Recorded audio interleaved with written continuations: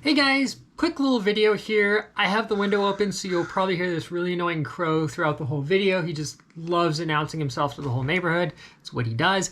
But I figured I would kind of give you guys a little update on things. I came back probably about an hour ago from going down to, let me get it correct here, the train shack down in Burbank.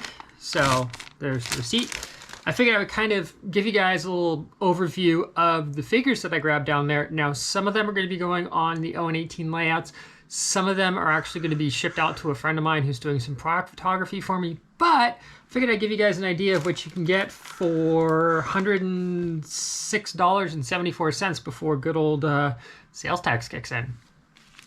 So this one I had to get. This is the hobo walking figure. It's kind of an inside joke with a friend of mine, but I figured, you know what?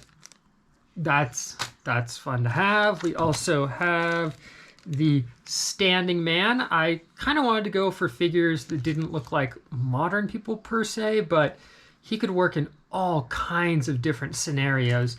One of them being, you know, just somebody waiting for the train on the platform, or a worker, or I wanted to get figures that aren't necessarily a one-size-fits-all. Now, there's a couple that are definitely, you could argue, more typecast with what they're doing, but I kind of like having things that I can use as a generic one.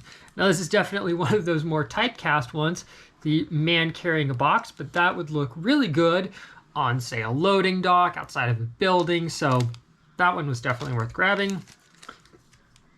We have the leaning man. Totally works for somebody just leaning up against a building. So you're waiting for the train to come, things like that. This one I definitely grabbed for the 0-18 layout. I actually like this one better than the shoveling one. The man digging I think will work better, but hey, that's just me. I also have just another, can't really tell what the label is, but just a generic figure that kind of looks mid-walk. You could argue that yes, he has a hard hat on, but you could very easily repaint that to look more like a baseball cap if you wanted to. This one was just too perfect not to have outside the blacksmith shop. It's labeled as an engineer with a wrench, but it totally looks kind of like a mechanic who's waiting for some parts to something to work on. Then we have a man carrying, they call it a can. I argue it's more of a bucket, but the point is, it's, you know, it can work in different scenes. Somebody's carrying supplies for a construction scene, gardening, things like that. So that was really cool to get.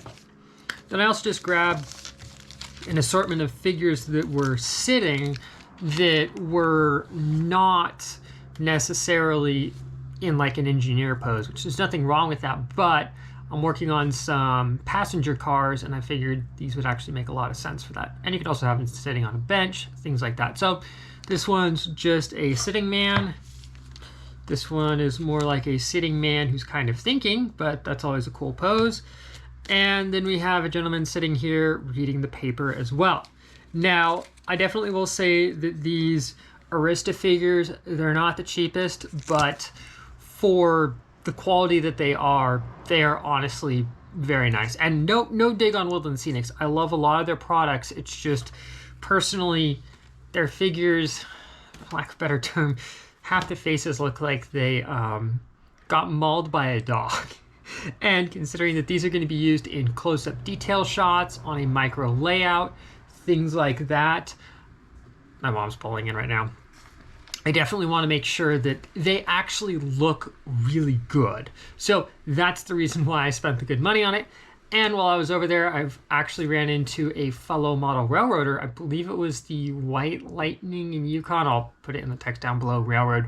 That was really cool. I was telling the guy checking me out over there about, oh yeah, these are for my YouTube channel. I was telling him about it. He goes, hey, Calvin, I'm insert railroad name here. And I'm like, nice to meet you. So that was really fun. And then I had to go catch the bus and literally make my Metrolink train back by like a minute, which was amazing. Otherwise I would have been stuck for like another 2 hours down there. But the point is, that was an absolute blast. Definitely didn't blow most of my dog watching money, which is, well, I'm down here at my parents'. I watched my sister and husband's dog over the weekend. But hey, you know what?